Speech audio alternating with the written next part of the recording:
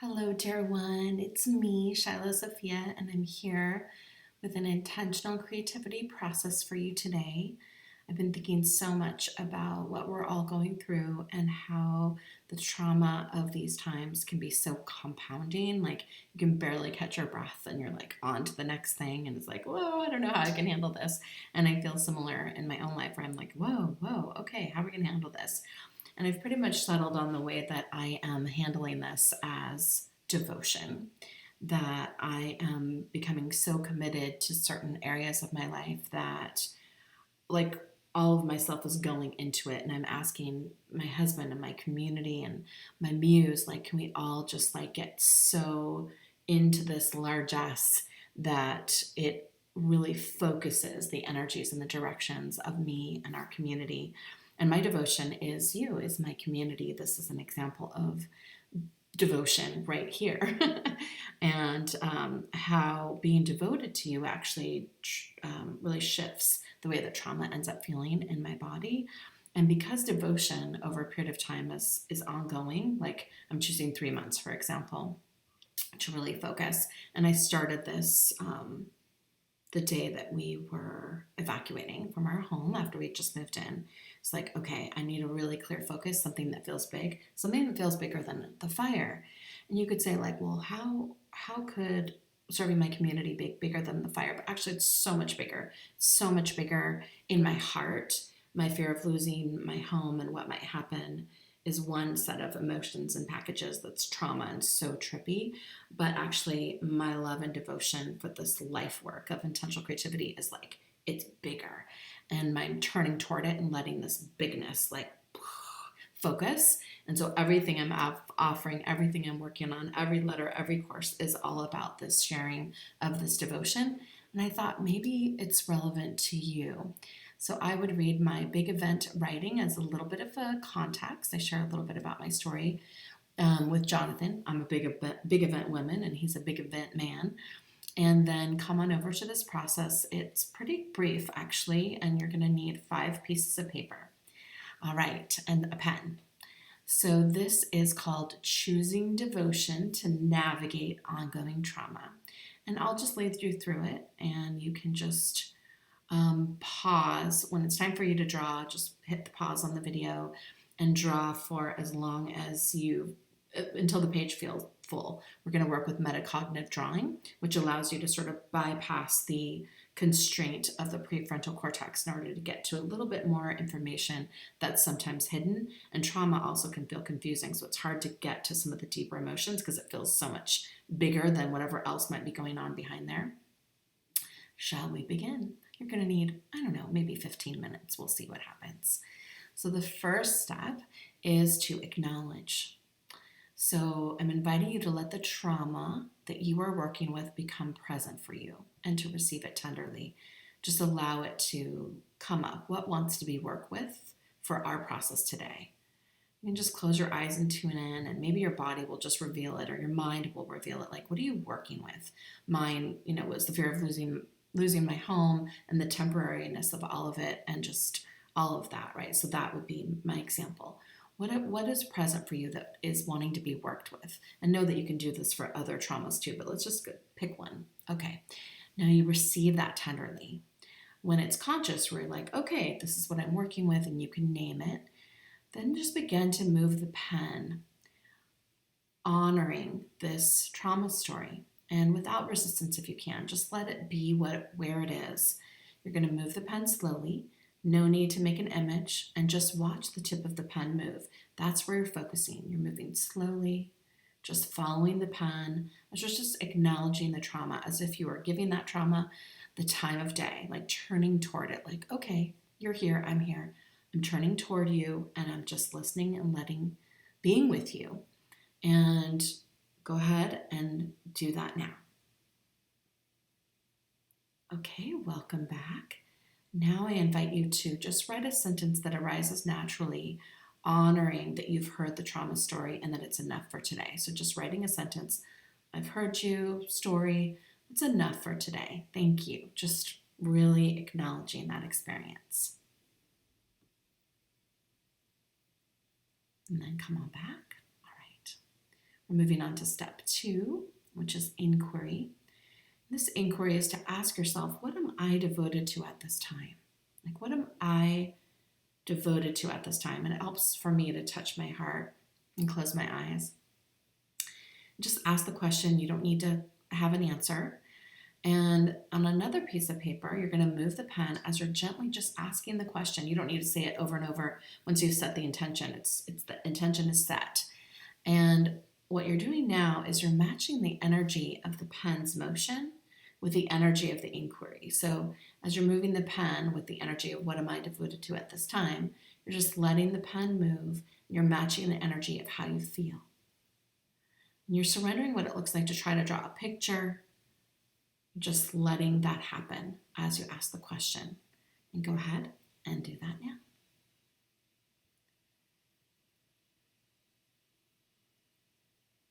Okay, next, you're going to write down what has arisen for you. What is it that you're devoted for or devoted to? Try not to edit it and just see what came up for you. And just trust as we go through the process, other things will happen, but just see what arose for you when you ask, what am I devoted to at this time? Because it's not always the most obvious thing. So just go ahead and write down what comes up. Number 3, ask yourself the question, how can I commit in a bigger way to this devotion to really amplify it? What about this devotion feels big enough or may even feel as big as the traumatic experience? Well, how could something be as big?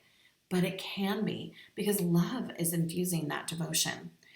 And for me, my relationship with work, family, spirit, writing, painting, that's all a part of the devotion, but it's all moving toward the devotion of community right now. So for you, how can you make this new chosen devotion, or maybe it's not new, but the one that you picked right now, even bigger? Like just letting it just fill your body, mind, and spirit. Oh my gosh, I'm moving into this space of devotion. And you're going to let this energy of devotion just fill your field and your body and your mind. And even if you're not totally clear on how you can amplify it, you're just going to move the pen, but instead of just following the pen like we did in the last 2 steps, now you're putting yourself sort of in the driver's seat where you're actually consciously moving the pen. And with this, it could be totally abstract or it could end up being a drawing, whatever wants to happen. You're still not totally dominating it, but you're in the seat instead of just following the pen. So you're sort of moving into a sense of personal power because the inquiry allowed an arising, and now you're actually really engaging with the arising as you amplify the energy of devotion and really allow yourself to feel that.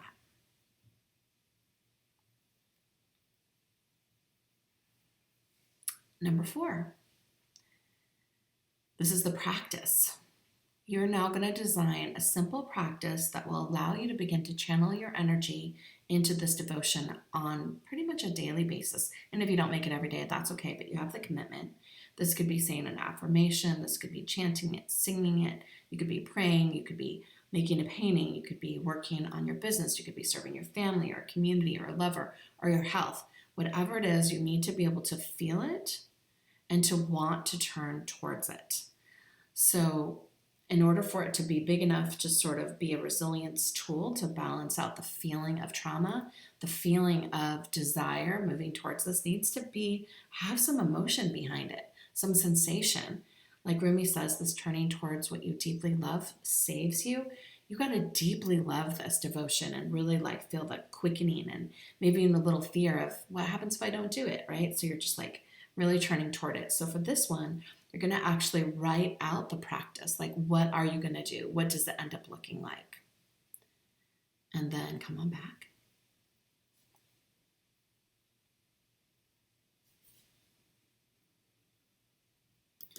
All right. The next one, step 5, is alchemize. And this is one of the most important parts where you let your entire human system know, your physical body, your brain, your heart, your field, everybody, the whole human system, that you are doing this to create personal resiliency to tend your trauma. So even though that's totally obvious, because that's what we've been talking about the whole time, you're literally saying to yourself out loud, if you can, Hey, wonderful self, dear one, all aspects of you, I'm inviting you to this moment, and I'm going to practice this new devotion, and you can name it, as a way to create resiliency and navigate the challenges I'm experiencing. Every time I do this practice, I'm not only practicing self healing and working with my trauma consciously, but I'm moving energy into the space of what's possible with my devotion. And so I'm healing while I'm moving into the future. Trauma happened, sort of in the past, like even if that was 5 minutes ago, it has happened. And so that's the past. And you're now moving into the present moment of what's possible, and the devotion is moving you that way. You can totally use your own words, but you're basically saying, whole self, here I am, and this is what we're doing. This devotion is actually dedicated to my own self healing and my own thriving. So I'm not just overwhelmed and taken out by all of these experiences, where I can actually go to this devotion as a real source of strength and resiliency for myself. So you're going to write that and say it. And that's like the changing of the energy, like we've moved into a new space together. And then come on back. All right, the final step for this one is to claim. I'm inviting you to draw a poster which has your commitment in it. And this would be to like make a shape, decorate, doodle, draw little designs, make a shape and leave a space empty in the middle. And as you're drawing this poster, you're just like creating this wonderful environment for this devotion to be named. And you're feeling it in your body. You're letting this devotion, this alchemy, this commitment just like fill your whole system, just noticing how it feels. And you are making this claiming of this poster a big event. It's big. It's big to devote yourself to something for a period of time. Like, how long are you going to be committed to this process? And when are you going to do it? And how's it going to work? That's the design of the practice. But in claim, you are really putting it in place like right now. And so when you finish sort of this decorative border inside, you're going to name your devotions. You're going to name the practice, come up with a fancy name if you want, and then put the timeline starting today and going until this time. And then you check in, and then you put it on your calendar. You literally make it real and you claim it. And this poster represents that. You can take a photo of this, you can share it, you can hang it up somewhere, you can take a mental image of it so you can always see it. Like, this is the new devotion. You are turning toward this with your whole self. Like, I am doing this. I am committed to this. That commitment allows for so many inner and outer resources to come to your aid, and starts to change the way you're relating. It also gives you tools in the moment. As soon as another trauma happens, then you're like, okay, I've got my practice. The whole hope is I've got my practice, right? I've got somewhere to go to be with this. I'm ready to do this. And I've been doing this myself, and it's really, really been helpful in some really challenging moments that I've been experiencing. So in completion, I'm inviting you to number 7, which is to put it in place right now. So whatever that devotion is, or whatever that ends up looking like, to go do it now or sometime in the next 24 hours, as like you're setting this in motion. Like, this is happening now. I am making this happen now. And it might be helpful to share with your beloveds around you or not, but just make it real. Make it a big event that is relevant, and then use it. Like, depend on it and use it and be with it. And there's a narrative that you can then be saying to yourself, which is like, I am in a devoted practice, which is creating resilience for me. As trauma and challenges arise, I know what to do. I have the tools. And you can also add, metacognitive drawing, like what we just did, breath work. I mean, this works with all other things, right? All other kinds of practices. This is just an approach, which is what intentional creativity is a chosen approach to working with whatever it is that you're working with, and to know that you have this, and to build your synapses, to build your brain and your body and your field to be responsive to your creative action, which is what happens when you're drawing and thinking and listening. You're engaged in creative action, and therefore amplifying your capacity to self-tend and self-mend. And also, the one who is devoted has a feeling inside of their body and their system as if they're headed somewhere, as if they're more prepared than they were before. And I believe personally that there's a sense of the sacred that comes when we are walking a path of devotion.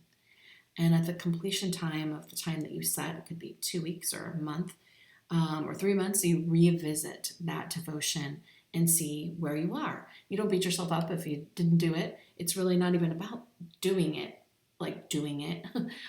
It's about setting it and the practice of looking at it, either doing it or not doing it. That is the practice, whether you do it or not.